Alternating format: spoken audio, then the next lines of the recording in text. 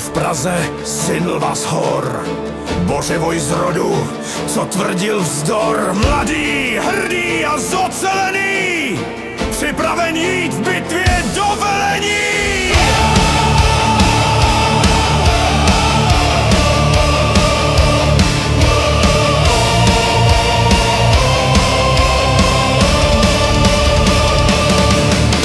Císař Němec, Jindřich zván, volá knížata zve český lán. Do Říma vez ho přes krev a smar, kde papež sídlí a hřích je dar. Řím padá pod českou botou, český meč ubran Říma stál. Krev v Tibeře kníže se smál, bořivoj v helmě za křížem jde. Římské zdi se hrůtí ve světle dne. Peklo se trhá, svatyně hoří, v andělské tvrzi se vojáci noří. Čech přišel v čele, ne jako stín, bořivoj v Římě, přemyslovský syn. Bořivoj v Římě, přemyslovský syn.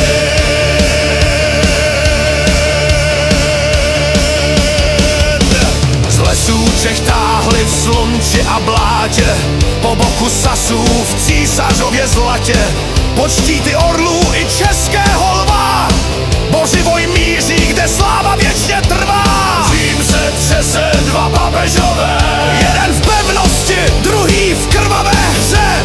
Urban se skryl, Gregor se brání, bořivoj však klepe na brány.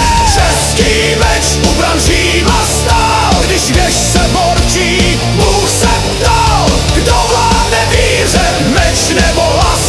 Bořivoj mlčí, krví píše zás. Z uliček teče krev jako víno, ve stínu chrámů smrt hlásá plno. Pražský kníže v samém srdci lží, do Vatikánu bodl, církev mlčí. Bořivoj v Římě, přemyslovský syn. Bořivoj v Římě, přemyslovský syn.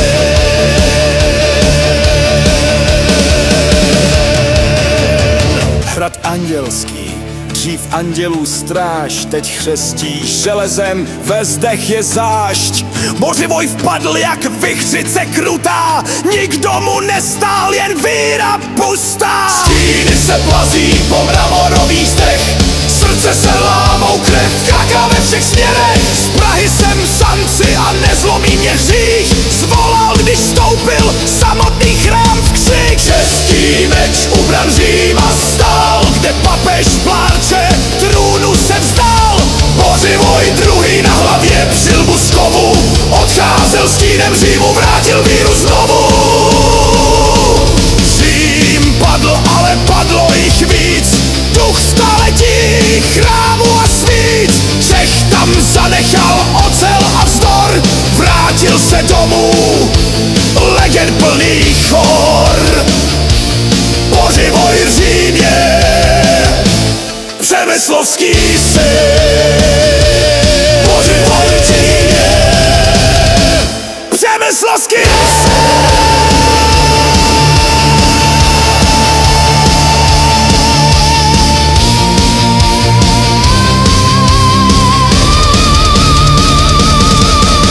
Až zazní kostelní zvony v dáli, vzpomínej, kdo brány Říma drtívali.